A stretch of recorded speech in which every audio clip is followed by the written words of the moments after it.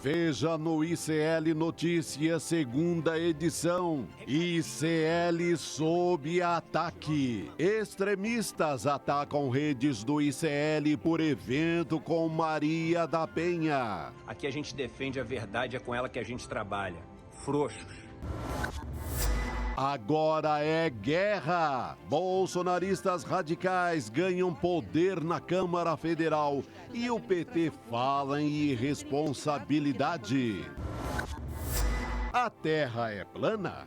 Eu posso ser sincero, eu nunca nem estudei isso, velho. O que vem por aí com Nicolas Ferreira na Comissão de Educação, na análise do deputado Tarcísio Mota? Espionagem ampla, geral e restrita. A sala secreta da ABIN de Bolsonaro no MEC e a bisbilhotagem em cima de políticos do Rio de Janeiro nas eleições. O ICL Notícias, segunda edição, está no ar.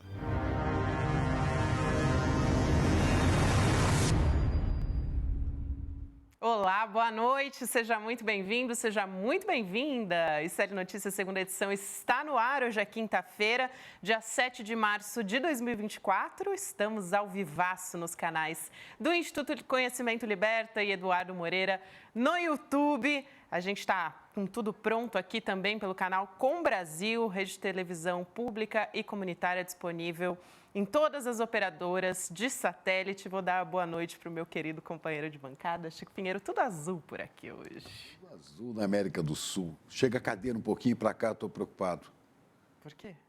Porque pode ser o fim da Terra aí, não é plana, né? Você pode cair na cadeira. Você estudou, Chico Pinheiro, se a Terra é plana por acaso? Não estudei não, mas eu vi as fotografias. Parece que Tem até a música do Caetano, né? Quando eu me encontrava preso na cela de uma cadeia, foi que vi pela primeira vez as tais fotografias da Terra, né? Terra. E um dia eu tive uma experiência um tanto mística, eu me senti saindo do corpo e vi ela redondinha, bolinha, azul, linda, amada, vagando no nada, né? Do universo. Eu cheguei a imaginar isso num sonho. Então, eu não consigo, eu acho muito pouco poético uma terra plana, sabe? E a gente pode cair, não tem onde se segurar, enfim. Azar do Nicolas, né? Ou Nicole, sei lá como é que ele quer ser chamado. Azar dele, novo presidente da Comissão de Educação da Câmara dos Deputados. Nem me fale, Chico. Azar dele, que não estudou e pode cair da terra a qualquer momento. Aqui no ICL a gente é radicalmente terra redondista, né? Só para deixar Somos claro. Terra redondista. A gente vai falar sobre isso, sobre essa nova presidência, né, da Comissão de Educação, sobre essa, da CCJ também. Tem muito assunto para a gente tratar a respeito da política e também sobre milícias, né, Chico Pinheiro? Imagina se a terra vira assim e cai todo mundo. Que perigo, né? Perigo danado, que coisa. Bom, vamos falar aqui, hoje teve uma ação importantíssima da Polícia Rodoviária Federal. Polícia Rodoviária Federal é em conjunto também com a Polícia Civil do Rio de Janeiro, parte da Polícia Militar. Olha, em 5 meses, os 5 últimos meses, a Polícia Rodoviária Federal fez 10 operações. Não matou gente, né? Como vinha matando. Hoje, a polícia, às 6 horas da manhã, a Polícia Rodoviária Federal, na Avenida Brasil do Rio de Janeiro, que é a continuação da rodovia Presidente Dutra, portanto, em área que compete também à Polícia Rodoviária Federal fiscalizar, como polícia ostensiva que é, ela interrompeu um bonde da milícia do Rio, né, que saía de uma comunidade, parece que em Campo Grande, indo para Santa Cruz, ou o contrário, onde a milícia está em guerra com traficantes, o tráfico de drogas. Resultado, 15 pessoas presas, 6 delas estão, 6 bandidos milicianos, estão no hospital porque foram feridos. Né? 4 continuam internados, mas nenhum em estado grave. Eram 16 bandidos milicianos ligados à Polícia Militar do Rio de Janeiro. Um deles fugiu, mas 15 caíram nas mãos da polícia. O que tem de novo nisso? Tem de novo, primeiro, que a Polícia Rodoviária Federal está prendendo milicianos. E não matou ninguém, prendeu todo mundo. E apreendeu 12 fuzis, 7 pistolas. Uma dessas pistolas automáticas tinha o brasão da polícia de Miami. Olha só, né? Lá a terra onde os bolsominions gostam de ir, né? 1000 munições, 2 granadas, vários coletes à prova de bala falsificados, como se fossem da Polícia Rodoviária Federal, da Polícia Federal e da Polícia Militar. Esse confronto foi, portanto, às 6 horas da manhã, parou completamente essa importante via da Zona Norte do Rio, Avenida Brasil. Eram 4 carros que levavam esses bandidos milicianos, ex-policiais. Esses 4 carros eram carros roubados, não é? E eles iam de Santa Cruz para Campo Grande, né? Onde estão disputando território com traficantes. Infelizmente, são poderes dominantes em grande parte do Rio de Janeiro. Ou você está na mão do tráfico ou você está na mão da milícia. Porque o governo do Estado é omisso, incompetente e deixa que isso chegue a esse ponto. A novidade é que essa ação da Polícia Rodoviária Federal, com apoio da Polícia Civil, hoje o superintendente da Polícia Rodoviária Federal do Rio de Janeiro, o Vitor Almada, estava explicando sobre essa operação, até onde ele podia falar, dizendo que foi uma ação que levou meses e meses de trabalho de inteligência. É assim que a polícia trabalha. Na época de Jair Bolsonaro, a Polícia Rodoviária Federal se transformou em milícia fardada, chefiada por Silvinei Vasquez, que está preso. Ele que interrompeu estradas no Nordeste para impedir que eleitores do presidente Lula votassem, né? Esse cidadão aqui está preso. Pediu licença para fazer um concurso, para fazer o exame da OAB há poucos meses. Mas foi reprovado, porque também é incompetente, né? E pediu para ser solto, o advogado dele pediu, dizendo que ele não podia consumir glúten e que a comida do presídio tem glúten. Continua em cana. A polícia dele, Rodoviária Federal, no dia 24 de maio do ano de 2022, no governo Bolsonaro, a polícia dele, fora da área de sua jurisdição, portanto, dentro de favelas, na favela Davi Cruzeiro, matou 25 pessoas numa operação de 12 horas, entre criminosos e pessoas da comunidade. Em 3 meses, em 2022, eles mataram 40 pessoas, só na região do Rio de Janeiro. Essa era a milícia fardada de Jair Bolsonaro. A gente vê que as coisas começam a mudar e a gente espera que a Polícia Rodoviária Federal continue atuando dentro da sua área de jurisdição, portanto, em rodovias, com policiamento ostensivo e que continue prendendo, sobretudo, brancos milicianos, ao invés de perseguir pobres, favelados, negros. Continuem prendendo, né, e apreendendo armas, munições e tudo mais. Agindo com o quê? Com a inteligência, que é o que convém a uma polícia moderna dentro da democracia. Parabéns à PRF, ao seu superintendente Vitor Almada, e a gente espera não ter daqui para frente críticas como a gente fez há algum tempo atrás, quando uma senhora não parou o carro abordado pela polícia e foi fuzilada pela PRF, porque o costume era isso. Tem que ter arma e tem que matar. Bom, tá aí. Desfeito um bonde da milícia, que venham outros bondes, né, presos pela PRF sem matar ninguém. Não é diferente? Muito diferente, Chico. E a gente vai falar também de política aqui, né? Um outro assunto que nos preocupa bastante sobre as comissões da Câmara, está causando uma espécie, né? Os bolsonaristas do PL, radicais, Carolina Detoni também, o Nicolas Ferreira, que estão presidindo agora as comissões duas comissões que são estratégicas na Câmara, que são a CCJ e a Comissão de Educação. A Carol vai estar à frente da CCJ e o Nicolas Ferreira à frente, acredite se quiser, da de Educação. Ainda está difícil, né, de gerir essa informação. Inclusive, a deputada Gleisi Hoffmann, que é presidente do PT, reagiu. Ela botou a culpa, inclusive, no Arthur Lira. Olha só o que ela falou. Vamos pedir para a nossa produção colocar aqui na tela, Gabriel Vento, para a gente. Eu acho que foi uma irresponsabilidade do PL indicar pessoas desse nível como um mal educado para presidir a Comissão da Educação, falando Nicolas Ferreira. Isso depõe contra a Câmara, depõe contra o PL, depõe contra as instituições. Só tenho a lamentar, não tem como intervir, foi o que disse a Gleisi Hoffmann, presidente do PT, para a Folha de São Paulo. E ela disse também que é a Câmara, como instituição, que vai pagar por isso. Vou chamar a Heloísa Vilela para conversar com a gente aqui. Elu que conversou, inclusive, com o articulador político do governo, o deputado José Guimarães, do PT. Vou chamar já um vídeo dele.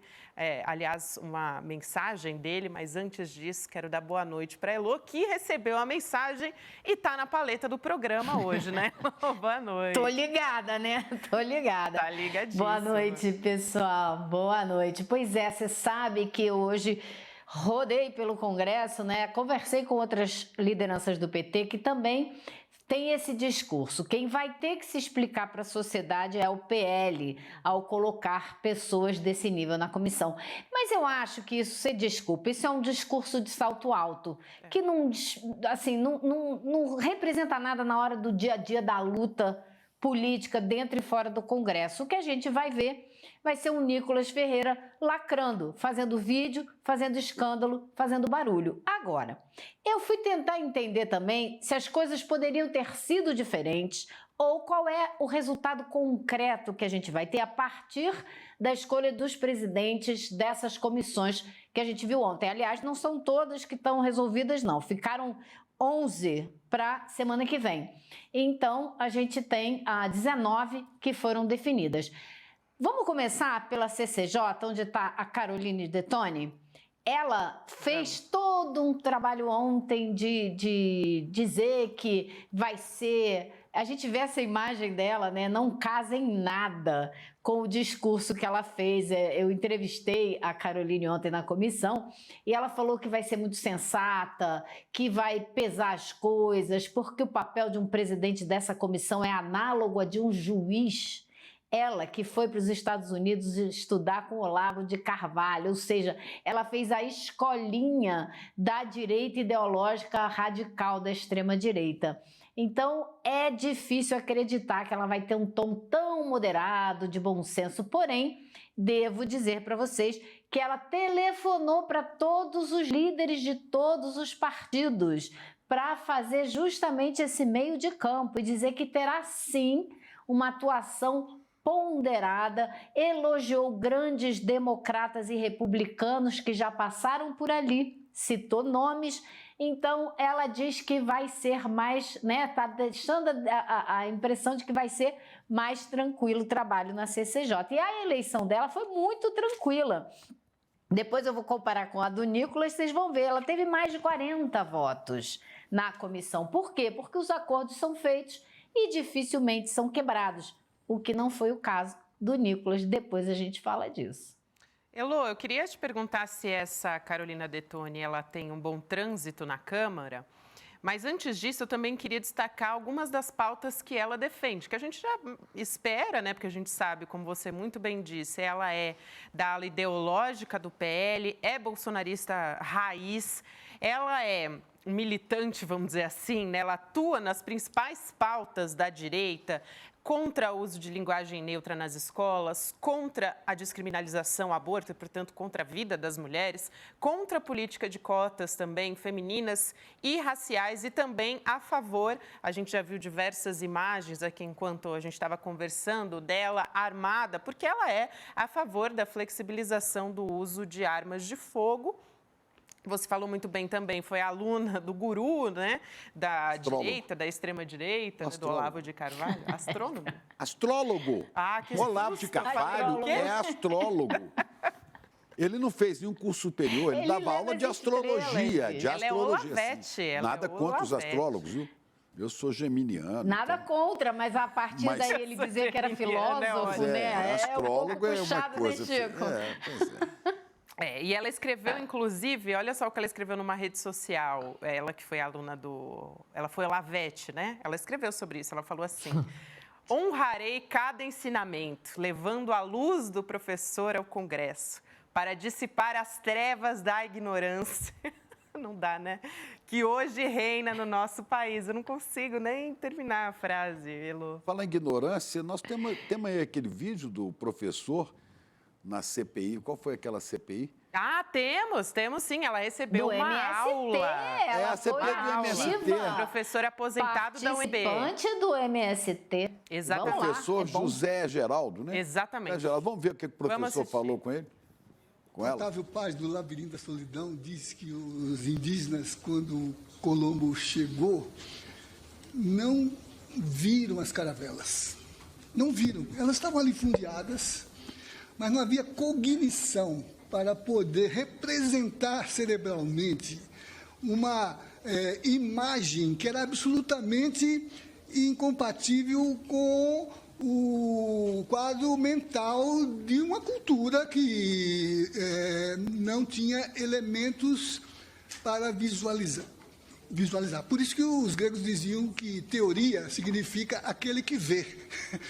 O teorens é o que vê, é o que enxerga. A gente só vê o que tem cognição para ver. Eu não tenho como discutir com a deputada, porque a sua visão de mundo, a sua percepção como cosmovisão só lhe permite enxergar o que a senhora já tem escrito na sua cognição. Então a senhora vai ver, não é o que existe, mas é o que a senhora recorta da realidade. A realidade é recortada por um processo cognitivo de historialização. Presidente, ele me ofendeu, com todo respeito. Tentou ser com categoria acadêmica vindo debochar da nossa cara. Por favor. Ela entendeu que foi uma ofensa, né? Ela entendeu que foi chamada de burra, né? Ela entendeu perfeitamente.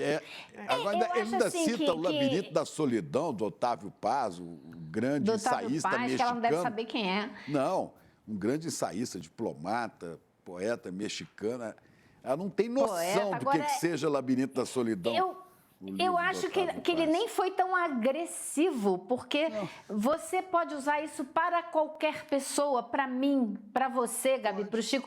A gente tem, claro, um recorte da realidade na nossa cabeça, que é resultado da nossa construção histórica, social, intelectual, se a gente faz o esforço de ampliar essa visão, então ela pode ser um pouco mais ampla, se a gente correr atrás disso, não é verdade? Então ela... assim, no auge da sua reação, né? Ela só tomou como uma agressão, quando poderia ter tomado como uma oportunidade de abrir a visão dela para outras realidades que não são as que ela conhece ou as que ela professa, né? Mas, enfim, essa é a Caroline de Tone, que presidirá a CCJ, que prometeu que vai cuidar de temas, vai priorizar temas de interesse da população, de interesse da sociedade como um todo. E mencionou, eu falei ontem com vocês, né? Mencionou saneamento básico, uma absurda quantidade de gente sem saneamento básico no Brasil, imposto de renda sobre salários, renda de até 2 salários mínimos. Então ela falou de coisas que interessam a população brasileira. E uma coisa que ela disse, e que é fato, a gente tem que reconhecer, é que a direita foi bem votada em alguns casos e pautará algumas coisas do seu interesse. Agora vamos ver a correlação de forças dentro das comissões e principalmente dentro do plenário da Câmara para abraçar ou não essas pautas. Porque vai ter briga. Vai ter briga, Elo. Só para acrescentar um molho aqui nessa história também da Carolina de Tone, né? E depois a gente também vai falar do Nicolas, que, enfim, Nicolas Educação, né? Uma coisa assim, gente. A Carolina de Tone é a magistrada, que diz que eu vou ser uma magistrada, porque é praticamente isso, né?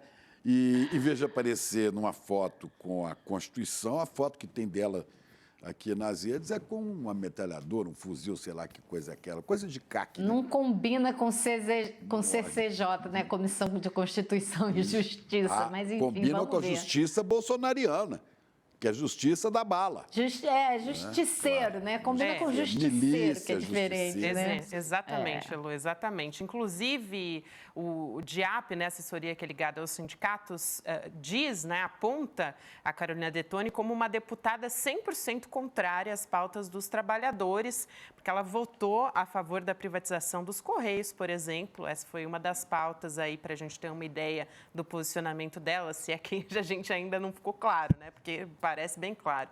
Olha só o que ela falou também sobre o marco temporal. Vou chamar também esse vídeo, que é muito importante para a gente entender a tônica das falas da Carolina Detoni. Vamos ver. A decisão do marco temporal, que vem relativizar a propriedade privada e gerar uma imensa segurança jurídica no campo, ela vai trazer um banho de sangue no campo brasileiro. Gente, isso é muito grave, tá? Só chamando atenção aqui. Ela falou em banho de sangue se não aprovarem o marco temporal. Foi isso que ela fez. Banho de sangue o campo está vendo há muito tempo. Está vendo banho de sangue contra trabalhadores rurais, promovido por fazendeiros com suas milícias, com apoio muitas vezes da própria polícia. Banho de sangue a gente viu em Eldorado de Carajás, a gente viu vários, né? Contra lideranças de trabalhadores, contra indígenas. Isso é o banho de sangue, né? Ela está fora, ela não tem capacidade cognitiva, ela só consegue enxergar isso. Quando a gente vê esse discurso dela, e eu vi vários outros ao longo do ano na Câmara, e acompanhei de perto o trabalho que ela fez na CPI do MST, que foi horrível, foi assim, uma coisa dolorosa de assistir, porque eram ataques assim descabidos, desprovidos de racionalidade, de dados para comprovar o que estava sendo dito. Então, realmente foi complicadíssimo. E é muito difícil somar o que eu vi o ano inteiro da atuação dela com o discurso que ela fez ontem do bom senso, do equilíbrio, de que vai contemplar todas as pautas. É muito difícil de acreditar, muito difícil de acreditar, e eu acho que o que o governo, né, o PT, a base aliada vão ter que fazer é apagar incêndio o tempo todo, desses meses em que o Congresso vai estar mais ativo, porque não vai ser o ano todo por conta das eleições. Oi, Lô, rapidinho também, uma das coisas que eu queria saber é sobre o trânsito da Carolina Detoni na Câmara, né? Como é que é o... Eu ia falar o diálogo, mas é tão difícil, né, gente? A gente usar essas palavras para falar de bolsonaristas. Diálogo assim, é uma palavra que vem do grego, né? Logos, palavra, e dia, através, né? Quer dizer, é o entendimento através da palavra. Você não negocia com alguém que está de arma na mão. Diálogo não é compatível com essa extrema Melhor dizendo, talvez, entender como os outros parlamentares enxergam a Carolina Detoni, né? Como é que isso está sendo recebido por eles. Não só pelo PT, né? Mas para... Pois é, ela dialoga mesmo com os colegas dela mais radicais do PL. Essa é a turma com que ela, de fato, dialoga. Agora, se você me pedir uma comparação, eu acho que a situação da Comissão de Educação vai ser bem pior. O que vai acontecer lá dentro vai ser bem pior do que o que vai acontecer na CCJ, apesar de a CCJ ser muito importante, por todos os projetos têm que passar por lá, né, para que a comissão diga se eles são constitucionais, se não são. Aliás, para ser muito honesta, desde o fim da pandemia para cá, os projetos não têm necessariamente tramitado pelas comissões, não. Eles têm sido votados em regime de urgência direto no plenário da Câmara. Então, assim, o grau de influência que essas comissões terão no processo, né, legislativo em si é questionável, né, bastante questionável. Elas serão muito mais palco para quem está ali, e a gente vai ter que ver o que eles vão fazer quando eles têm os refletores à disposição. Muito bom, Elô. Vamos falar sobre educação também. Eu queria só antes trazer aqui uma entrevista, né, um bastidor seu, inclusive, para o José Guimarães, deputado federal do PT. Você conversou com ele, que é articulador político do governo, e ele disse o seguinte: quem vai presidir uma comissão dessa importância não pode fazer qualquer loucura, porque tem as travas. E nós vamos trabalhar para não ter nenhum sobressalto e muito menos perseguição às políticas educacionais que o governo está realizando.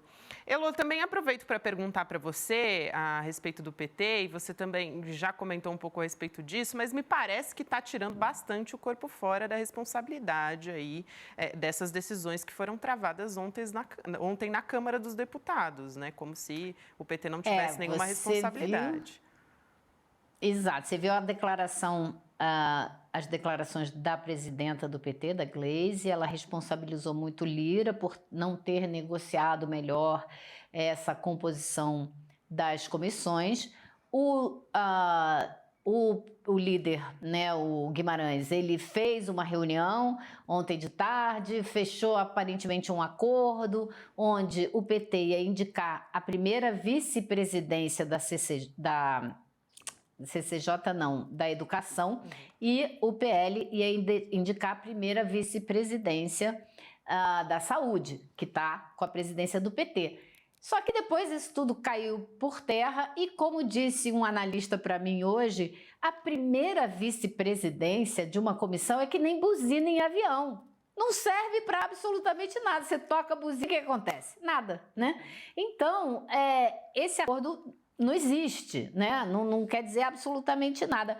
E o Guimarães fez um discurso muito assim de que as coisas vão ficar dentro dos parâmetros, existem as travas. Não existe nada, gente. Não existe trava alguma para essa turma que ocupa essas comissões, promove CPIs e para fazer aquele tipo de coisa que a gente viu na CPI do MST. É muito discurso aos berros, fazendo lacração para fazer vídeo e botar na internet. É isso que eles fazem, todo mundo espera que seja isso que eles façam. Agora, uma coisa foi interessante.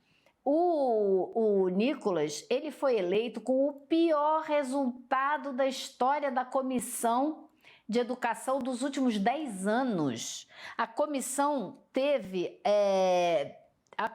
tem 42 nomes.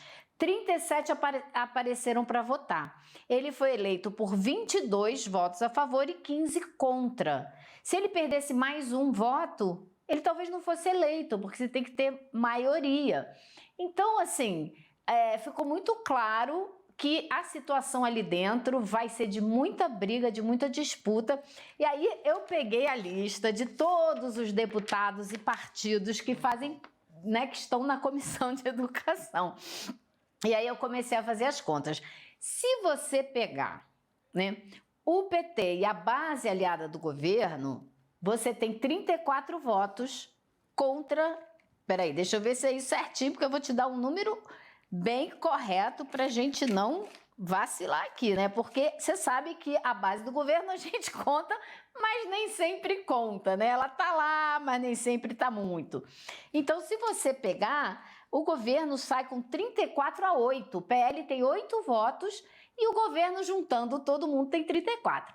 Se você começa a ver pelos nomes dos deputados que estão aqui, aí você começa a tirar alguns que seriam da base do governo. Se você ficar só realmente com os nomes de centro-esquerda, você vai ter aí 21 dos 42 votos. Você consegue mais um ou dois, você virou qualquer votação. Então, vai ter disputa e o governo está, de certa forma, muito bem posicionado para conseguir mais um voto ou dois e virar qualquer tipo de votação.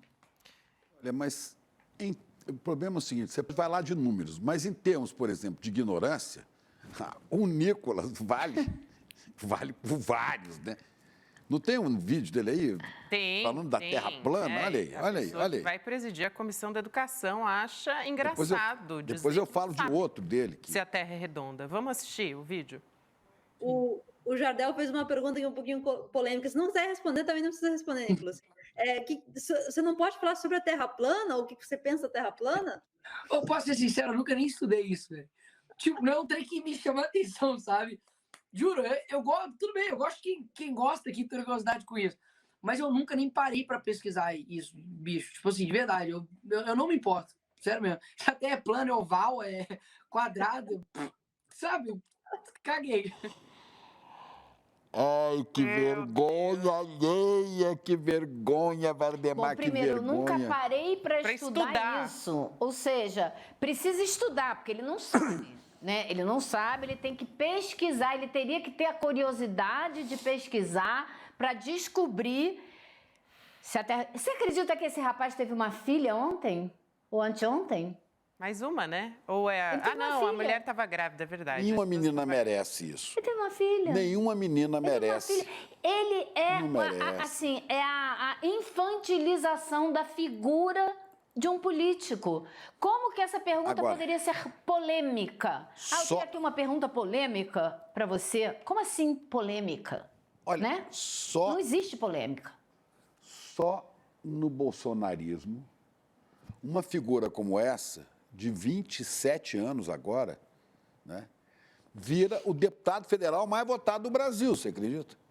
E defende a liberdade de expressão. Inclusive, eu estava assistindo aqui, ele num podcast, dando a entrevista, defendendo, por exemplo, o direito, né, à liberdade de expressão ao funcionamento do partido nazista, defendendo o direito de se negar o Holocausto. Mas é um direito. É até bom que a informação saia para as pessoas terem uma confrontação com a verdade. E, ao mesmo tempo, é dessa turma de energúmenos que censura livro, né, como agora, lá no Paraná, nós vamos falar disso mais para frente, no Paraná, em Goiás, enfim, essa ignorância está se espalhando, né, um livro do... Ai, meu Deus, agora fugiu o nome aqui do escritor. O Avesso da Pele. O Avesso da Pele, exatamente. Né? Do Jefferson Tenório. Do Jefferson Tenório. Censura o livro do Jefferson, porque tem uma descrição de sexo nesse livro. Né? É livro didático. E os governadores igualmente tapados, como Ratinho, como Caiado, né? Completamente infantilizados, proíbem os livros. É um negócio posso te assim. dizer uma coisa? Isso não saiu da veneta deles, não. Isso é um projeto político, já é feito nos Estados Unidos há mais tempo, nos estados mais radicais de direita. Isso é receita de bolo que eles estão aplicando, mais nada. E deixa a base ignorante mobilizada, né? Claro. Estão preparando mais atos, como aquela micareta aqui do dia 25, estão preparando atos para Belo Horizonte, para o Rio de Janeiro, para manter essa turba de ignorantes mobilizada. Inclusive, a Fernanda Lobato vai ao encontro disso que a gente está conversando aqui. Ela fala, gente, é óbvio que ele sabe, mas ele não quer perder parte do eleitorado. É um covarde, é um pilantra. É isso, gente. É óbvio que Nicolas Ferreira sabe que a Terra é redonda. Só que ele se faz, né? Ele joga ali para conversar com a base bolsonarista. Sonso, né? É Aquele claro. que finge que é trouxa. Exatamente. Ele é muito, na verdade, estrategista. Olha onde ele está. Ele está na comissão, presidindo a comissão de educação. Está no cargo de deputado mais votado do Brasil. Exatamente. Mas isso diz mais de nós, como sociedade, do que dele, né? Você vê a pobreza em que estamos, né? A nossa incompetência de fazer uma sociedade minimamente informada e crítica. Nossa, inclusive, de jornalistas. Né? O Laércio aqui no nosso Educação. chat. Exato. Aqui concordando contigo, Elo, Laércio Luiz Silva de Araújo, concordando com você, dizendo é um projeto político, soluções fáceis para os problemas da sociedade. Aqui também o Ricardo dizendo, saímos do obsceno, passamos pela baixaria, pela aberração e agora parece que chegamos no escárnio. O Marcílio Godoy dizendo que é uma guerra cultural, enfim.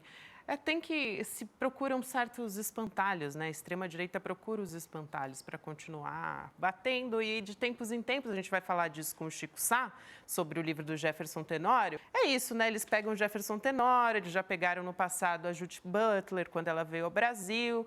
Eles pegam esses espantalhos para continuar fomentando a base deles e dizendo, né? Trazendo o pânico moral. Olha que absurdo, cena de sexo explícito no livro. É isso.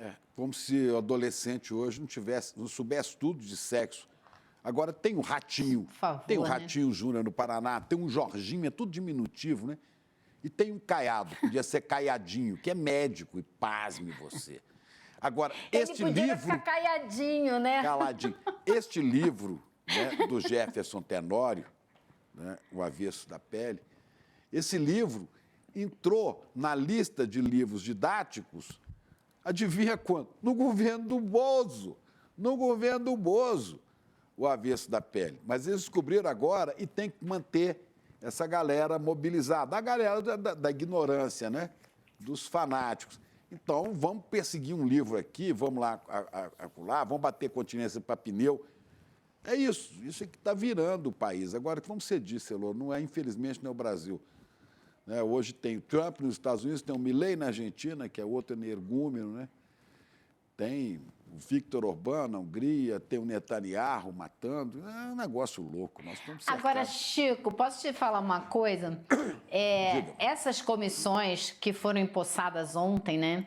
Um outro cálculo que se faz no Congresso também é o seguinte: eles vão ter muito pouco tempo de atuação de verdade, tomam posse agora no meio de março. Vão trabalhar ali até junho, porque depois é corrida eleitoral. E depois das eleições vem a sucessão da presidência da Câmara. E vai ser muito pouco tempo que eles estarão, de fato, à frente dessas comissões, o que é importantíssimo no caso da CCJ, né? Porque é um acordo, o partido que ficou com a CCJ esse ano não pode ficar com a CCJ no ano que vem. Então ela caiu na mão do PL num ano, digamos que politicamente curto, de atuação muito curta. E isso é um dos motivos que algumas pessoas do PT estão comemorando, que pelo menos vai passar meio rápido. Elô, vamos chamar aqui para a nossa conversa o deputado federal Tarcísio Mota, do PSOL do Rio de Janeiro. Ele que vai falar com a gente, continuar conversando com a gente a respeito das comissões. Professor, exatamente. Pergunta se ele Já que a gente está falando de educação, né? Boa noite, deputado. Professor, o senhor ensinava para os alunos que a Terra não é plana? Não, de jeito nenhum, de jeito nenhum. Lá na antiga quinta série, no sexto ano, a gente já ensina, né, a questão do surgimento da vida na Terra, a questão dos continentes, todo o resto. A Terra é redonda. Eu sempre levava o globo para a sala de aula, mas eu nunca acreditei que mesmo com aquelas crianças de 11 anos ia ter alguém que já não soubesse isso quando chegava ali no sexto ano do ensino fundamental. Para você ver, Chico, onde é que a gente foi parar de ter alguém assim agora na presença da Comissão de Educação.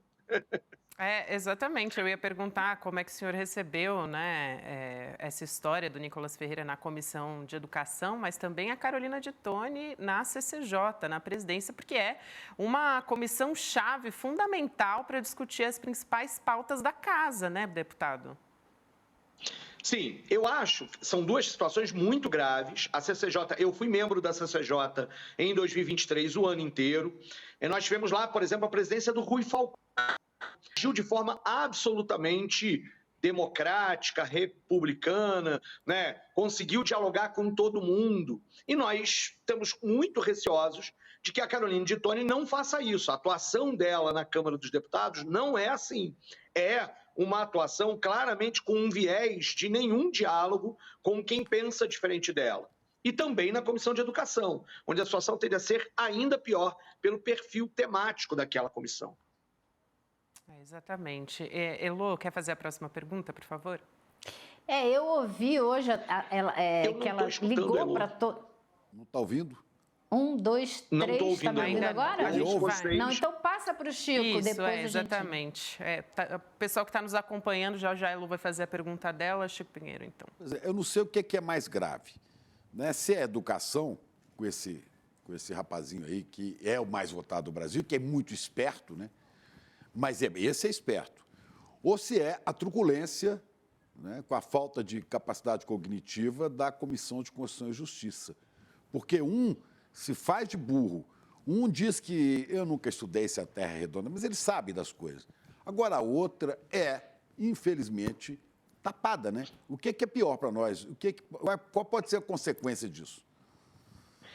Eu acho, Chico, que o estrago que a Caroline de Toni pode fazer na CCJ é muito maior. A CCJ é uma comissão muito fundamental para o processo legislativo. Todos os processos, os projetos passam por lá, se discute todos os temas.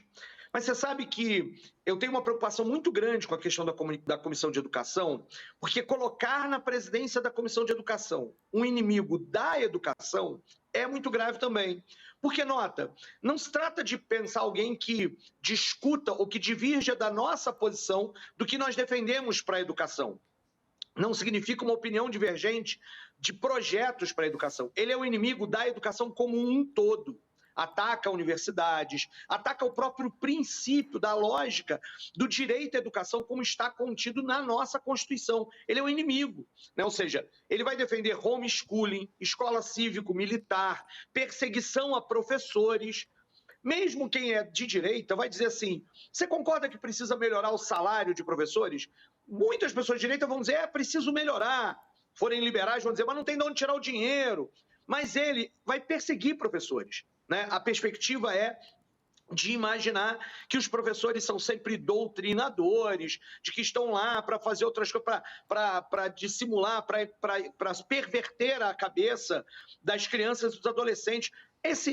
O Nicolas, na minha opinião, ele não sabe, eu cheguei a falar isso no meu discurso ontem, falei, ele não deve saber o que é Fundeb, o que é PDDE, o que é Programa Direto de Dinheiro Direto na Escola, ele não deve saber quais são os problemas da questão da educação especial, o que precisa para ter inclusão com qualidade na sala de aula, ele não deve ter opinião sobre o piso salarial dos profissionais de educação, além dos profissionais do magistério. No ano passado, durante todo o ano, todo o ano, de todos os projetos que nós votamos no plenário, não houve um sequer que ele tenha se inscrito para discutir, para dar a opinião dele sobre a educação em tempo integral, sobre o programa Pé de Meia, sobre os debates de inclusão, sobre os debates do Fundeb, sobre os debates, por exemplo, do arcabouço fiscal e o Fundeb, sobre o mínimo constitucional, nada. Então significa colocar alguém que nunca teve preocupação com os debates que acontecem na educação brasileira, com exceção desse pânico moral que é a única coisa que eles sabem fazer, à frente da principal comissão da casa.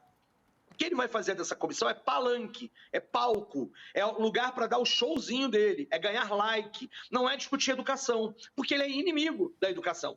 E ele vai estar lá para criar as polêmicas e continuar dessa forma, posando como essa questão desse menino TikTok, que na verdade não discute nada disso.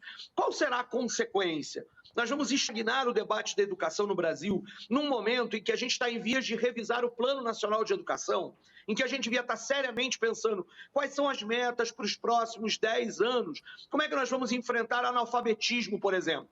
Alguém aqui sabe qual é a ideia do Nicolas para enfrentar o analfabetismo? No máximo ele vai responder homeschooling. Você vai responder por quê? Aí ele vai dizer que o professor na escola persegue, etc. Vai terminar tudo nisso. E esse não é um problema da educação brasileira hoje, é um falso problema. É um problema que eles utilizam para manipular, né, a cabeça das pessoas e continuar ganhando likes, ganhando seguidores e mobilizando eleitores. E isto é dramático para todos nós. Os desafios da educação brasileira não passarão por uma presidência de uma figura, de um parlamentar como esse. Aí todo mundo diz, mas o PL tinha o direito de indicar, é claro, né? Teve a votação que teve, usando os mecanismos ruins que usaram, usando de fake news, manipulando a legítima fé do povo, ganharam, são o maior partido. Mas o que se espera de um partido político é olhar para os seus parlamentares e pensar quem é o mais adequado para tratar aquela pauta, quem é, mesmo que defenda os valores que eles defendam. Não foi isso que o PL fez. Ao indicar o Nicolas, eles chamaram a gente para a briga, para o conflito. Eles querem criar este tipo de situação e paralisar o debate da educação na Câmara dos Deputados. E isso trará consequências muito graves, na minha opinião. Exato. Elô, vai lá. Vamos ver se agora o senhor está me escutando? Ainda não acredito. Continua não me escutando. Bom, vamos... Desculpa, Elô, eu ouço os dois, mas não ouço você. Oh, meu Deus. A quem interessa? Vamos fazer uma coisa? Talvez Elô faça a pergunta e a gente repete ela. Também, exato. Então tá. Eu queria que ele falasse um pouco de uma maneira... Agora, Elô, vem aí. Então é isso. Mistérios. Eu queria trazer essa conversa um pouco para um lado um pouquinho mais prático, se for possível. A gente olha para o censo da educação e tem que arrancar os cabelos, né? Porque a situação da educação no Brasil não está nada boa. Então precisa se fazer muita coisa. Agora, até que ponto, número 1, ele vai ter facilidade de se criar nessa comissão, porque eu estava vendo pelos votos aqui, vai ser fácil ganhar mais um voto aqui, um voto ali, derrubar qualquer coisa que ele quiser fazer. E segundo, me parece que essa comissão não vai produzir nada o ano inteiro. Então, o projeto de educação tem que ser tocado mesmo pelo Ministério da Educação e pela relação com os estados e municípios, né? Essa comissão tende a ficar totalmente irrelevante esse ano nesse processo de discussão da educação. Esse é um dos caminhos, e isso é lamentável, porque ali deveriam estar acontecendo os debates a partir do legislativo. Um dos caminhos possíveis, prováveis, inclusive, é esse, de que, no final das contas, se ele optar por levar a pauta da comissão apenas para esses falsos problemas, o que nós vamos fazer é reagir a isso, impedindo qualquer coisa de acontecer. Ou seja, ele impedirá que os debates reais aconteçam e nós teremos que estar no enfrentamento para impedir que esse tipo de ideia, né, homeschooling, todo esse debate da escola sem partido, prospere na Comissão de Educação. O que caberá ao governo? Caberá ao governo elencar quais são os projetos mais importantes a partir do governo e, por exemplo, trabalhar com urgência constitucional para que os projetos passem direto ao plenário e não passem pela Comissão de Educação. Olha a vergonha, né? Entendo uma Comissão de Educação onde, em tese, o deputado que está lá quer discutir o tema, teria mais tempo, era mais possível ter audiência pública, participação social, a função do legislativo. Isso tudo estará interditado com uma presidência como ele. Nós vamos dar uma batalha para que ainda assim a gente consiga fazer debates importantes. Mas eu estou muito pessimista, sabe, Elô? Ainda bem que no caso do Plano Nacional de Educação, as últimas vezes em que ele passou pelo Congresso Nacional, nas 2 vezes em que ele passou, o Congresso Nacional decidiu criar uma comissão especial para debater o Plano Nacional. E, portanto, para trazer bem para o mundo prático, a gente vai batalhar para que tenhamos uma comissão especial representando a diversidade partidária da Câmara, mas com pessoas comprometidas com o debate que deverá ser travado lá. Os outros projetos do Congresso, se for do governo, quando eles forem projetos centrais, terão que passar direto ao plenário, lamentavelmente. E os projetos dos próprios deputados, esses estarão nas mãos desse presidente que não sabe nada de educação e nós vamos ter que ter uma batalha enorme para conseguir fazer com que algum debate aconteça para isso. É uma vergonha para o legislativo. Ela impede de que o legislativo possa aperfeiçoar as legislações, porque não dá para contar com isso. Olha, nós tínhamos, só para fazer uma comparação, o presidente do ano passado, o deputado Moses Rodrigues, era do União Brasil, portanto um partido de uma ideologia diferente do meu partido. Ele tinha, a trajetória dele na educação era normalmente vinculada mais às universidades privadas, enquanto a gente tem um perfil de defender mais a educação pública. Portanto, nós tínhamos divergências. Ainda assim, os debates na Comissão de Educação aconteceram, porque minimamente ele respeitava a existência da comissão e queria debater a educação. E ele, o deputado Moses Rodrigues, saiu muito maior do que entrou desse ano inteiro por respeitar a diversidade que lá estava. Alguém aqui acredita que o Nicolas fará isso? Não. Ele almeja sair maior, fazendo apenas a marcação, a lacração que ele resolve fazer. Arrisco dizer que ele vai sair menor disso. Espero que sim. Essa era uma perguntinha que eu queria fazer para o senhor. Qual é a estratégia de fazer essa batalha, de fazer esse enfrentamento, sem dar ele o que ele quer? Porque ele só cresce na paulada. Quando tem paulada é que ele cresce. Então, como é que vai ser tratado isso?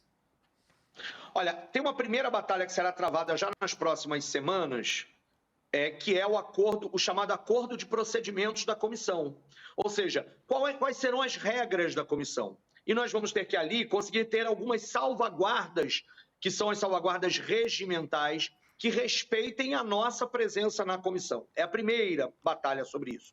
E a segunda é que a gente vai ter que articular a nossa bancada, e não é a bancada do governo, é a bancada da educação, né? Articular para que a gente tenha a estratégia de não cair nas pilhas, nas cascas de banana que ele vai tentar jogar o tempo inteiro. Teremos que usar subterfúgios como derrubar o quórum da reunião, fazer obstrução quando a coisa acontecer, falando de temas fundamentais para a educação. Eu acho que a estratégia será sempre aquela que é não dar a ele o que ele quer. Mas, obviamente, nós não podemos também simplesmente não fazer nada diante disso. Ao nosso lado, esperamos ter democratas e aqueles que defendem a educação pública no Brasil. Temos um diálogo com isso. E a articulação da nossa bancada são alguns dos passos que eu vejo que são necessários. E aí, a denúncia é a denúncia dos absurdos que ele vai tentar fazer.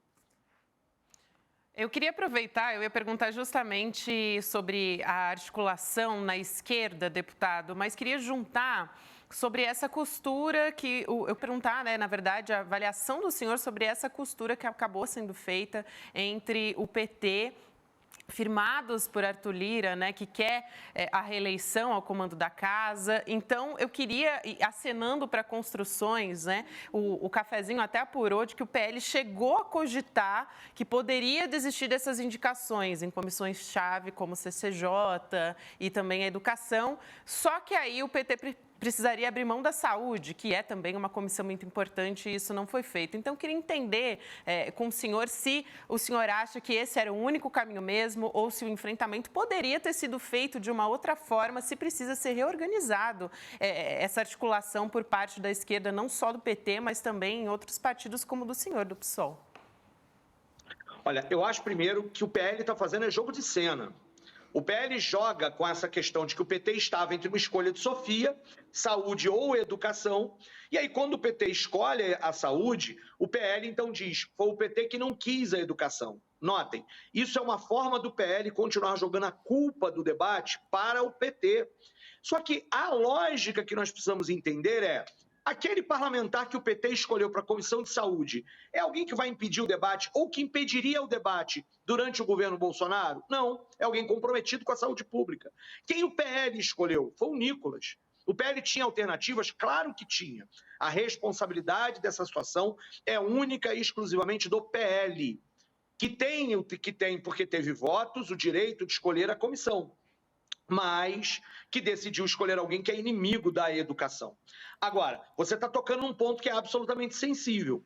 Por que é que Arthur Lira, nos bastidores, não fez força para que essa vergonha não acontecesse na Comissão de Educação? Porque ele precisa dos votos do PL para a reeleição do seu sucessor. No fundo, tem um jogo de interesses por trás do que está acontecendo e, na minha opinião, ela é aquilo que traz muitos prejuízos para o país, essa aliança de Lira e do PL. E o problema que é o tempo inteiro a chantagem, é o tempo inteiro a faca no pescoço, é o tempo inteiro a ameaça que faz muito mal à democracia brasileira. Excelente. Deputado e professor Tarcísio Mota conversando aqui com a gente no Estéreo Notícias, segunda edição. Sempre um prazer te ouvir, deputado. Seja sempre muito bem-vindo. Um abraço, até uma próxima. Obrigado, deputado. Um abraço, até a próxima. Obrigado. Só uma coisa, o senhor disse aí que ficava assustado, que o Nicolas não deve saber o que é o Fundeb. E eu fiquei me lembrando aqui, faz todo sentido. Pois no meio da pandemia, nós tivemos um milico na saúde, chamado Pazuello, que agora é deputado também, né? E que chegou lá e falou assim, eu não sei o que é o SUS. Quer dizer, o milico, ministro da Saúde no meio da pandemia, não sabia o que era o SUS. Então é mais do que natural que esse aí também não sabe o que é Fundeb. Como diz o professor Geraldo, né? Eles só sabem o que eles enxergam, só enxergam coisas estúpidas. É isso. É só isso. É só o comentário.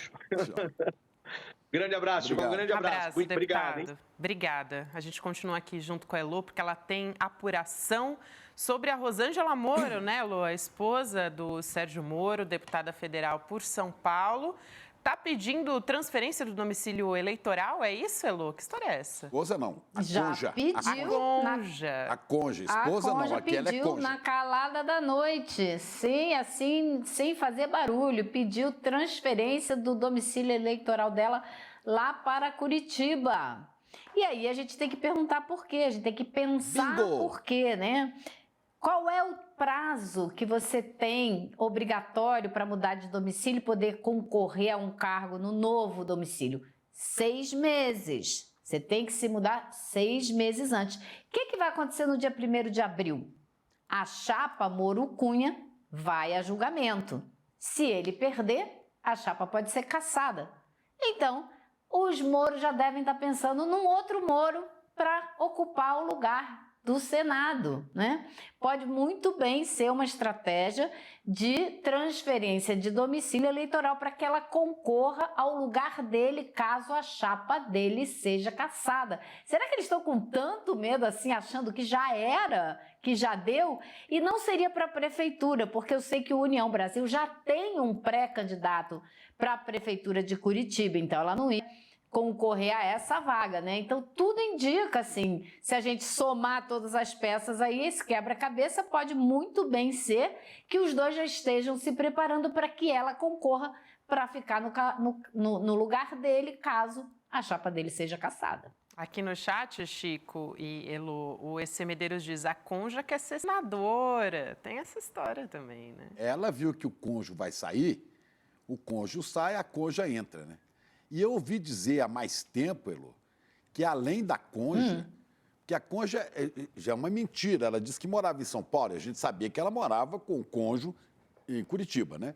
Mas ela disse que morava em São Paulo, conseguiu ser candidata por São Paulo. Ela é de São Paulo agora. Então ela vai voltar para a sua origem, né? E eu ouvi dizer, não sei se isso prosperou ou se prospera, que outra que gostaria de se inscrever lá para tentar a vaga do cônjuge era a Michele Bolsonaro. Né? Pode ser que agora ela tenha mudado de ideia e esteja pensando no mais perigoso para nós, ser presidente da República. É bem grave isso. Você tinha ouvido falar que ela era candidata? Eu ouvi que ela queria ser candidata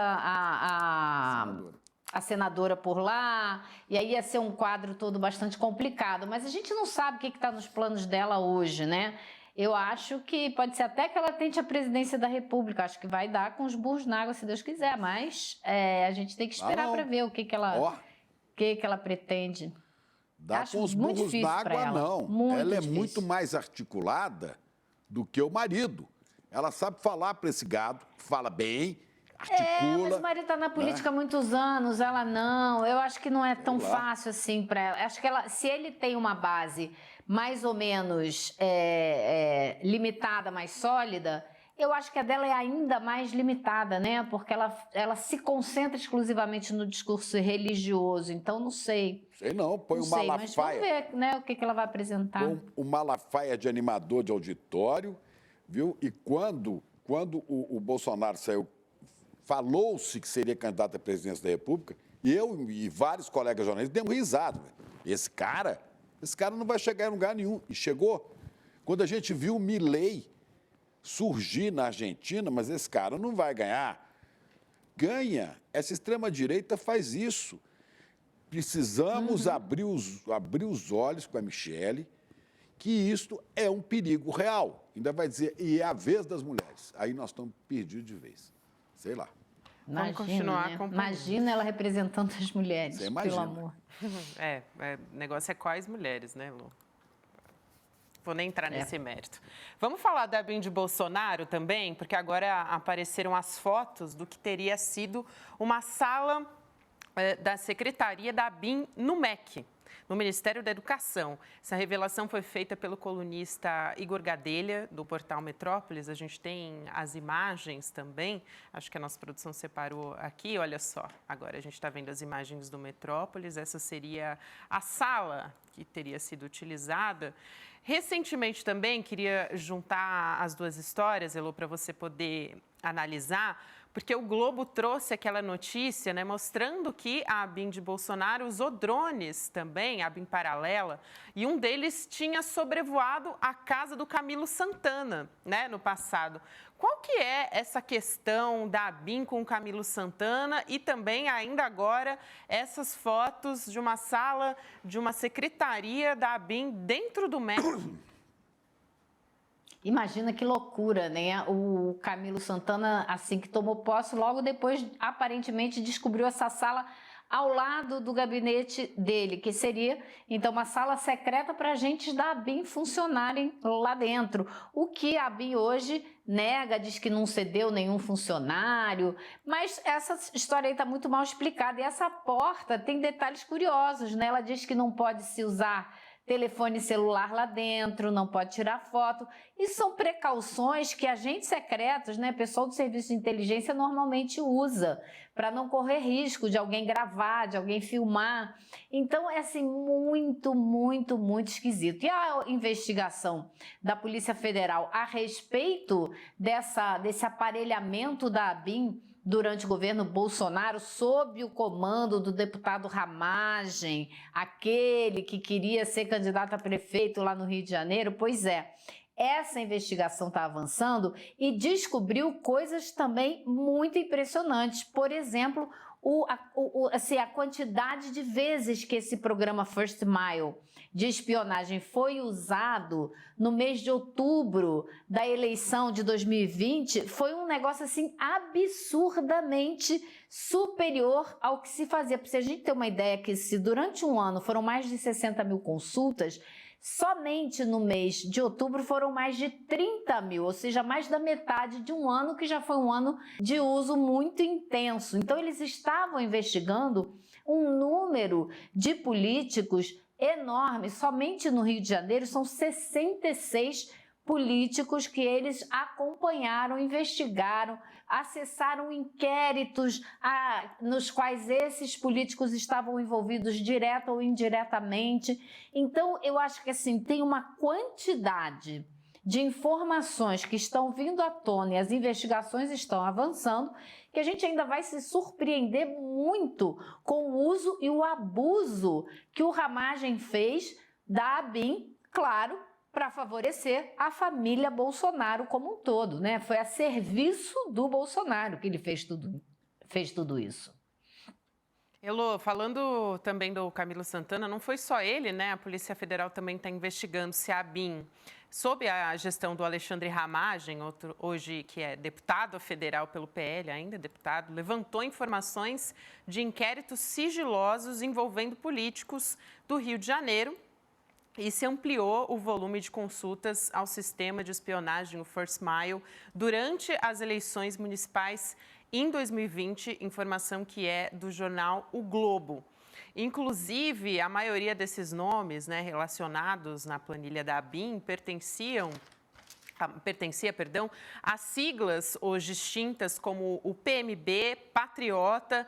As duas legendas chegaram a ser cotadas para abrigar o então presidente Jair Bolsonaro. Nessa época ele estava sem partido, porque ele tinha saído do PSL lá em 2019.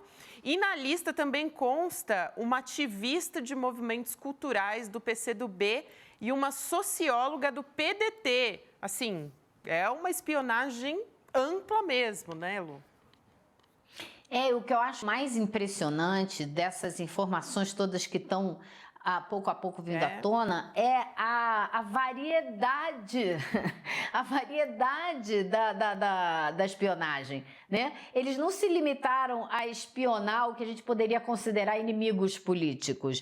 Eles espionaram pessoas mais ou menos próximas, eles espionaram colegas de partido, né? Eles espionaram Deus e todo mundo, mapeando todo o cenário político, um aumento de mais de 2.500% no número de consultas usando esse First Mile em outubro de 2020. Veja só, então eles fizeram uso mais do que político, não há a menor dúvida de que eles usaram esse programa de espionagem com objetivos políticos, porque foi justamente logo antes das eleições de 2020. Então, acho que a gente ainda vai se surpreender muito com o que vem por aí nessa investigação. Essa investigação da Polícia Federal, a Procuradoria-Geral da República, no texto do inquérito, descreveu esse aumento absurdo de consultas como uma concentração desarrazoada no mês de outubro. Eu adorei essa expressão, porque vai ser desarrazoada lá longe, beleza, né? Ô, Elô, olha, o Chico Sá está chegando aqui, mas antes de terminar, eu queria deixar só uma pergunta, se você souber, Você sabe quando vai sair a lista de todos que foram bisbilhotados, arapongados? Alguém fala disso aí, não? Rapaz, se eu soubesse, eu tava rica, né? Mas vai sair essa lista, né? Não sei, tô doida para pegar, botar a mão nessa lista. Estamos todos, né, Chico? Estamos todos dois para estar na lista, porque isso diz que a gente está pelo menos do lado que presta, né? Vamos continuar acompanhando, porque os nomes estão surgindo aí. Todo dia a gente tem uma novidade dessa história. Luiz, só piora, parece, né? Obrigada por hoje, querida. Um beijo. Até amanhã. Tchau, tchau, pessoal. A gente continua por aqui agora para conversar com ele. Olha, já apareceu, todo chiquérrimo. Boa noite, Chico Sá. Salve, Xará. Boa noite. Salve, Chico. Boa noite, Gabi. Boa noite para a nossa audiência querida no Brasil inteiro. Estava olhando o chat aqui, tem gente de tudo que é canto bom desse país. Tudo que é canto bom desse país, é isso mesmo, ô Chico. A gente já adiantou aqui que você conversaria com a gente sobre o livro do Jefferson Tenório, né? Agora a gente tem, só para dar uma atualizada nessa história, para você poder conversar aqui com a gente, Chico, o governo de Goiás anunciando que vai recolher das escolas estaduais o livro Avesso da Pele, do Jefferson Tenório. No Paraná, a desculpa foi que o livro descreve as cenas de sexo explícito, estou falando aqui entre aspas, tá? Então, são 2 estados governados por bolsonaristas, o Ronaldo Caiá, em Goiás, e o Ratinho Júnior, no Paraná. E o livro também, a gente teve notícia recente de que está sendo recolhido também no Mato Grosso do Sul agora. Agora, olha só uma informação, Chico Sá, que a nossa produção aqui apurou, a Márcia Cunha, a nossa editora-chefe, trouxe aqui também, de que nos Estados Unidos está muito forte essa história do banimento dos livros, né? É um movimento que está começando aqui, mas que é uma cópia do que já está acontecendo nos Estados Unidos, né? E a gente sabe, fala muito disso aqui, de como a extrema-direita está articulada no mundo inteiro, não é isso? É exatamente isso, Gabi. A extrema-direita nacional brasileira, ela copia, ela pega modelos. O próprio bolsonarismo é um modelo americano. Pega e aplica no Brasil. Tem um movimento nos Estados Unidos muito forte agora, chamado Mães, olha o nome, Chico, Mães pela Liberdade. É um movimento ligado aos republicanos, muito trumpista, radicalmente trumpista, só faz uma coisa todo dia, visitar a escola, chafurdar a escola, tentando achar um livro que tenha uma cena aqui, uma palavra aqui que eles não gostam, uma insinuação acolá e tentar banir os livros. Exatamente o que faz a extrema-direita nesse momento no Brasil. É uma preocupação, inclusive, das editoras brasileiras. A Companhia das Letras, que publica o Jefferson Tenório, do Avesso da Pele, também já começa a se preocupar muito com isso no Brasil. O sindicato dos editores estão preocupados no momento com essa movimentação da extrema-direita no Brasil.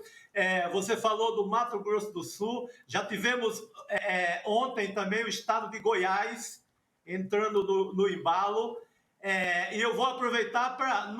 A gente não costuma elogiar muito o Eduardo Leite, mas o Eduardo Leite foi muito decente, Chico, porque ele bancou a liberdade do livro no Rio Grande do Sul. Bom, 18 municípios. Ô Chico, mas ele banca também para ser minimamente coerente, né? Porque ele é gay e é declarado. Como é que faz? Mas diante das trevas, ele mostrou que é de uma direita, pelo menos uma direita que pensa alguma coisa. Entendeu? Nesse sentido, o que não aconteceu com o Ratinho Júnior, muito menos com o Ronaldo Caiado. Nenhum dos dois fizeram nenhum manifesto. Nesse sentido, é que eu louvo a atitude do governo do Rio Grande do Sul, que mesmo diante de pressão, haviam lá, quem começou a história no Rio Grande do Sul foi um município chamado Santa Cruz do Sul. Depois dele, mais 17 municípios entraram na brincadeira. na brincadeira, brincadeira do tempo da ditadura, né? Uma brincadeira das trevas. E a Secretaria de Educação do Rio Grande do Sul bancou o que deve ser bancado. O livro está na grade escolar, o livro está como opção de leitura de ficção. É um livro de literatura brasileira que conta uma história belíssima. É uma história de Pedro. O Pedro narra a morte extremamente violenta do pai, o pai assassinado numa batida policial, um pai negro, num ato de racismo da polícia. E o rapaz, o Pedro, ele conta a partir disso, ele começa a lembrar do pai, ele narra a história afetiva, todo o relacionamento com o pai, uma história lindíssima, afetuosa. É um livro de chorar de tão comovente que é o livro. Não tem, baboseira ficar achando que o livro é pornográfico. O livro é o livro de um professor, o Jefferson Tenório, professor por muitos anos na rede pública gaúcha, sabe do que está falando, tem responsabilidade, é um autor premiado, ganhou o prêmio Jabuti de 2021. Então, qualquer outra conversinha é baboseira da extrema-direita. O livro não atende todas as exigências para um livro de ficção. Repare o que eu estou falando, um livro de ficção de literatura brasileira a ser aplicada no ensino médio, não é no jardim da infância. Então, essa desculpinha que o livro é erótico, pornográfico, isso não cola também. Então, recapitulando, o Rio Grande do Sul não recolheu o livro, apesar da fúria de diretoras de escolas a partir desse caso de Santa Cruz do Sul. A Secretaria de Educação de Curitiba foi o único município que já recolheu os livros no estado do Paraná, mas a recomendação é para todo o estado do Paraná, porque o senhor Ratinho Júnior, óbvio, vai dar todo o apoio à censura. O Ronaldo Caiado, óbvio que também vai apoiar a censura. Então, essa é a situação de momento, mas a gente pode se acostumar já com a ideia de que esse movimento dos Estados Unidos ele vem com tudo e teremos um caso por semana no Brasil. Ô Chico, a Amazon, recebo a informação aqui, diz que a venda do livro aumentou 400%. Isso é interessante também, muita gente comprando o livro. Enquanto esses governadores... Olha, pornografia não tem nesse livro. Tem sexo. Inclusive, é um relacionamento dele, que é negro, com uma branca. Sim. Tem sexo. Agora, sexo pode ter. O que não pode são as políticas pornográficas de Ratinho, de Jorginho, de Caiado, quando se trata de política social, de política de educação, de política de saúde. Isto é pornografia num sentido amplo. Chico. É pornográfico, boa. São governos pornográficos, tá? Para mim. Boa. E agora, se você quiser pornografia explícita, põe a Damares.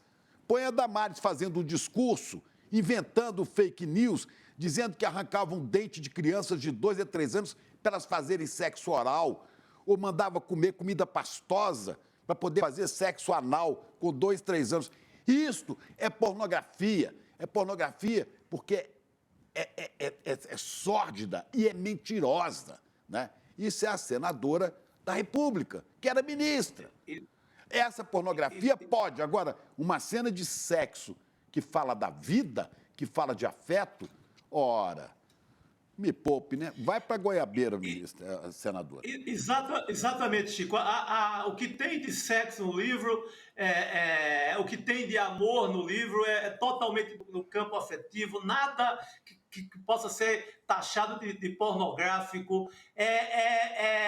São descrições que qualquer aluno do ensino médio ele vê na novela das 8 de forma muito mais contundente. Então, tudo isso é desculpa. E a gente tem, exatamente, na própria Bíblia, e a gente tem que lembrar que em Goiás, quem começa esse movimento é aquele deputado que atropelou pessoas embriagado. o Gaia, esse deputado, ele proibiu num vestibular em Rio Verde o livro do escritor Marçal Aquino. Eu receberia as piores notícias dos teus lindos lábios, que é um livro lindo, um livro incrível do Marçal Aquino, proibido em um vestibular em Rio Verde. Ficou só numa faculdade, mas foi um movimento lá encabeçado pelo Eduardo Gaia, esse deputado que tem no seu currículo coisas assim do outro mundo, como atropelamento, e para falar o mínimo. Então, é esse tipo de gente que tenta censurar livros no Brasil com saudades da ditadura. Exatamente, Chico Sá. Não deu ponto sem nó aqui. Você foi brilhante, como sempre. Muito importante falar sobre isso nesse momento. O bom é que, como disse o Chico Pinheiro, né, a gente está vendo as vendas aumentando, e é isso que importa. Sim, o Jefferson Tenório, ele tá revoltado porque ele é um professor ligado à escola pública. Com razão. Ele sabe a importância que é. Então, ele tem falado que é inconstitucional, que nem o governador pode ir lá e arrancar o livro de uma escola. Exato. Sabe, isso fere a Constituição. O nome disso é censura. Estaremos aqui atentos aos próximos casos, porque não vai ser isolado, viu, Xará? Vai ser... Não vai. Tá voltando tudo aquilo. Mamadeira de piroca, os espantalhos da extrema-direita, é isso aí, Chico. Exatamente. Não é à toa que o Nicolas está à frente da Comissão de Educação no Congresso. Então, estaremos atentos aqui. Estaremos sempre atentos. Sempre alerta, como avisou o escoteiro. É isso aí, Chico Sá. Obrigada por hoje, querido. Um beijo e até amanhã. Te espero aqui, hein, nessa bancada. Por favor. Tchau, querido. Até amanhã. A gente continua por aqui, Chico, só para fechar esse assunto, Federação do PSOL e Rede na Câmara dos Deputados entrou com uma representação junto ao Ministério Público Federal solicitando uma investigação contra o governo do Paraná, por enquanto. Em breve, acho que outros governos devem entrar nessa história por conta do recolhimento dos... Gozado, né, Gabi? Não são esses caras que bradam toda hora sobre a liberdade de expressão? É essa turma. Esses pornográficos da extrema-direita vivem levando a liberdade de expressão. Mas você escreve um livro, eles querem queimar, como nazistas faziam nos anos 30. Ora, é de doer. Mas não tem que procurar nexo. Não procureis nexo nessas pessoas, porque não tem. Só tem sexo na cabeça. É isso. Vamos continuar falando sobre isso. Tem uma outra história aqui, Chico, muito preocupante para a gente, para nós, mulheres, você, mulher que está me assistindo, mas também para a gente como sociedade, né? Porque o Brasil registrou 1.463 casos de mulheres que foram vítimas de feminicídio em 2023. Isso dá mais ou menos um caso a cada 6 horas, para você ter uma ideia de quão grave é essa situação que a gente está conversando aqui.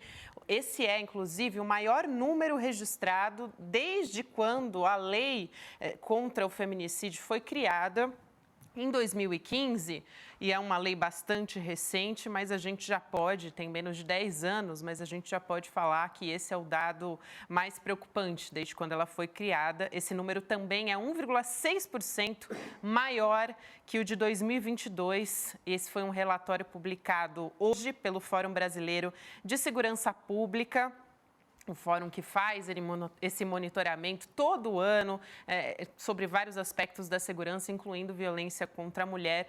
E tem tudo a ver, esse assunto é muito importante para a gente aqui no ICL, Chico, porque a gente está engajado nessa luta. Inclusive, amanhã é o 8 de março, que é um dia de muita luta, como todos os outros, para nós, mulheres, um dia de muita mobilização também, e é bastante simbólico. E nas últimas horas, a gente sofreu, é importante a nossa comunidade ficar sabendo disso, um ataque com mensagens ofensivas da extrema-direita no Instagram, do ICL, inclusive, em cima da divulgação das aulas que a gente está fazendo, da aula, na verdade, com a Maria da Penha, que vai ser no próximo domingo, às 8 horas da noite. O evento que a gente vai transmitir a entrevista com a Maria da Penha e também um debate com outras mulheres. Vou trazer detalhes já a respeito disso. A gente vai ter 3 convidadas, junto com a Vivian Mesquita e o próprio Eduardo Moreira. Olha só algumas dessas mensagens que a gente recebeu nas redes sociais. Punição para as mulheres que mentem na justiça já. A história mais mal contada e manipulada da história desse país. Lei forjada numa fraude. Ainda depois tem gente que acredita nela. Aí depois, uma justiça, né? Aí a gente está falando do ex-marido da Maria da Penha, seu agressor condenado na justiça e reconhecido internacionalmente pela Organização dos Estados Americanos. O Brasil, ele foi, inclusive, foi reconhecido que o Brasil deixou a desejar nessa história e que demorou para fazer a condenação da Maria da Penha. Aliás, é praticamente um milagre a Maria da Penha estar aqui, né? Porque ela recebeu um tiro que a deixou paraplégica, e ela está aí hoje, continua na luta e recebe essas mensagens agora, esses ataques nas nossas redes sociais do ICL. Ela morava em casa com o marido, 2 filhos, e o marido atirou nela para matá-la, com ela dormindo. E depois tentou eletrocutá-la, matá-la com choque no banheiro. Também. Para a gente trazer aqui a gravidade do que aconteceu. E a gente quer ouvi-la contar a história e vem esse bando de machistas, de tarados aqui, atacar o ICL. E aí o que se diz, né? Existe um documentário feito pela extrema-direita, e não vale a pena nem citar aqui, né, os autores desse pseudo-documentário, ouvindo pseudo-especialistas a respeito disso, negadores, inclusive, da justiça e da ciência também, dizendo que, na verdade, essa história foi deturpada, que eles têm o direito de saber a verdade. Gente, a verdade é que a Maria da Penha sofreu mais de uma tentativa de feminicídio, demorou mais de anos, né? Demorou uma década para ser reconhecido que realmente, de fato, ela foi vítima de violência doméstica, que ela quase morreu 2 vezes por conta disso, ficou 4 meses internada num hospital e, apesar disso, querem reverter a história. Né, fingir que essa história não aconteceu, Chico. Olha, vamos nós, comunidade ICL, né, vamos defender a Maria da Penha, as mulheres vítimas como diz o Chico, que eu adoro, Chico Sá, da macharada, né? Macharada. Desses ataques da direita. Vamos subir a hashtag aí, hashtag Estou com Maria da Penha. Tudo junto, hashtag Estou com Maria da Penha. Vamos tentar aí, vamos levantar isso. Né? E assistir, é claro, né? Assistiu o documentário. O documentário não. Entrevista, né? Entrevista, exatamente. Só que para também esclarecer, porque eu trouxe esses dados a respeito do feminicídio, aí eu fui conversar com a promotora Valéria Scarans, que acompanha esses casos muito de perto, e ela falou de que, de fato, houve um aumento do número de feminicídios, só que esse número real é muito complexo, por quê? Primeiro, porque a lei é nova, como eu disse, e porque existe uma subnotificação muito grande desses crimes. E aí, o que acontece? Muitas mulheres que morrem, esses casos ainda não são enquadrados também como feminicídio. E é muito importante esse levantamento que faz o Fórum Brasileiro de Segurança Pública, mas existe esse cuidado ainda de que feminicídio é uma lei nova e muitas mortes violentas de mulheres não são investigadas ainda como feminicídio ou não são qualificadas como feminicídio. Então, se a gente olhar só o aumento do feminicídio já tipificado, considerado, né, por lei, então a gente tem esse dado que foi levantado pelo Fórum Brasileiro. Então, o que a gente precisa? A gente precisa de uma conscientização das autoridades para investigar o fato como feminicídio, para que os agentes sejam acusados de fato, para que, né, de fato, esses agressores sejam acusados de fato pelo crime, como uma mulher sendo vítima de violência, né, e tentado o feminicídio contra ela apenas por ela ser mulher, que é isso que qualifica o feminicídio. O Eduardo Moreira, o nosso Edu, gravou uma mensagem aqui, né, diante dos ataques que o ICL tem recebido e também diante dessas bobagens que falam de Maria da Penha. Vamos ver o que disse o Edu? Fala, Edu!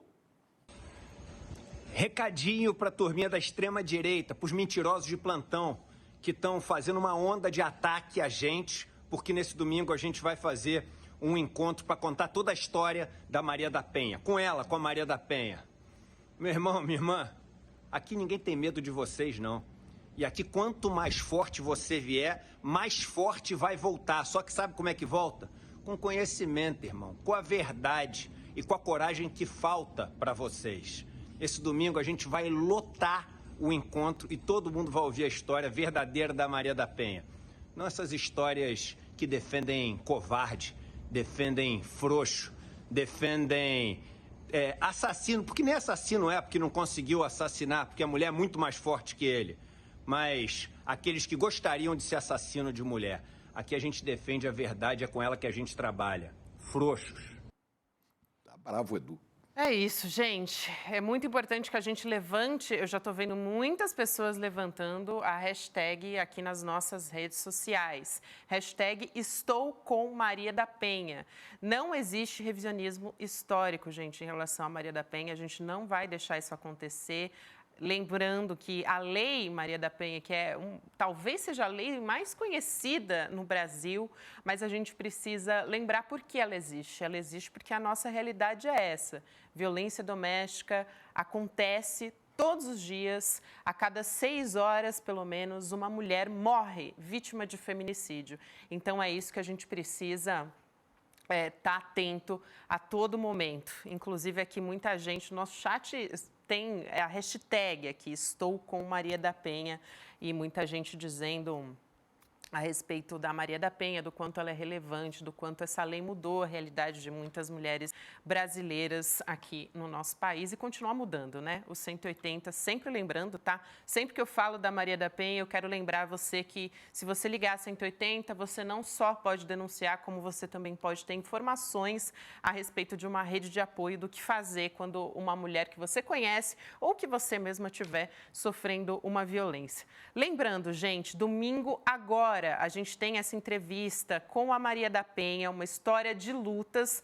Para você assistir essa entrevista, icln2.com.br, para você garantir a sua vaga. E é muito importante, principalmente nesse momento de ataques, que a gente tenha uma reação muito grande, não só a mobilização nas redes sociais, mas que a gente ouça a história pela boca da própria Maria da Penha, que está aí e que tem muito a nos ensinar e está resistindo e continua com ações de educação, com ações de mobilização nas escolas, educando as nossas crianças para que, enfim, crianças não se tornem futuramente, né, homens agressores.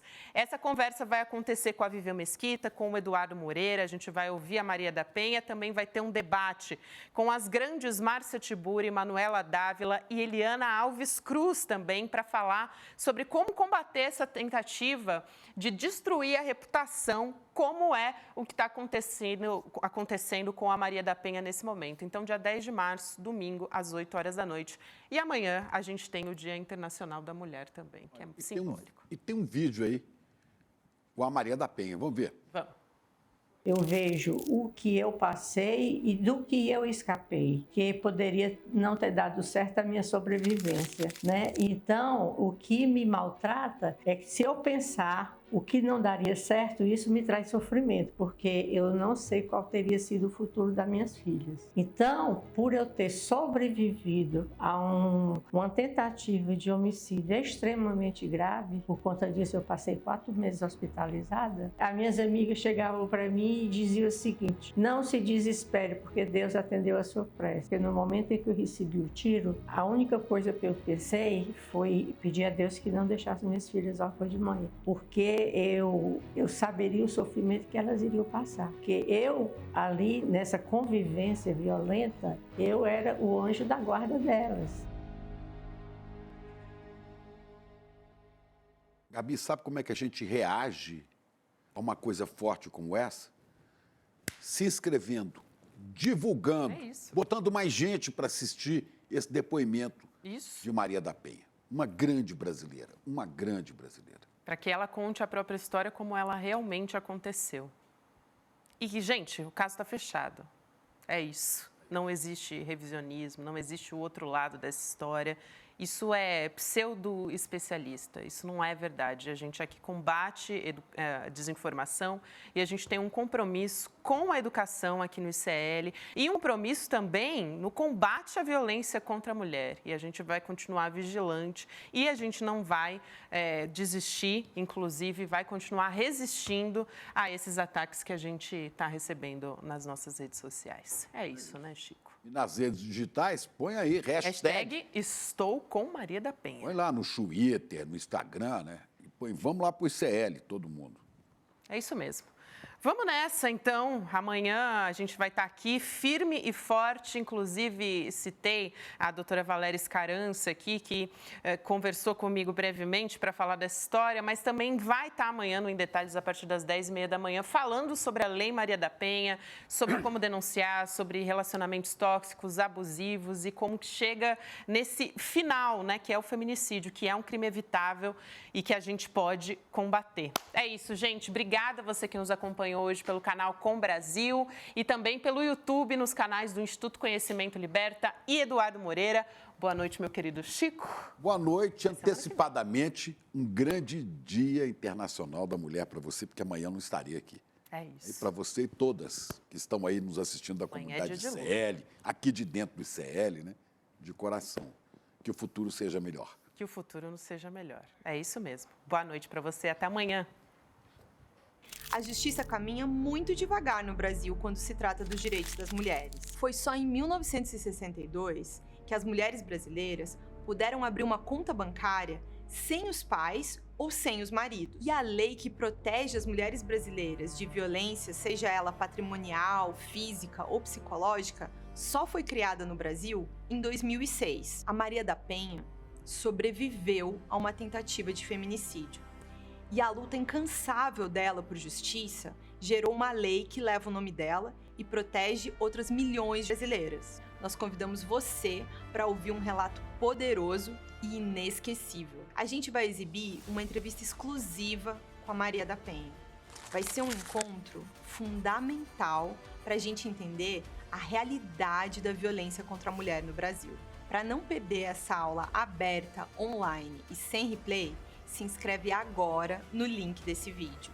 Convida os seus amigos, as suas amigas, ninguém pode perder. A gente se vê lá.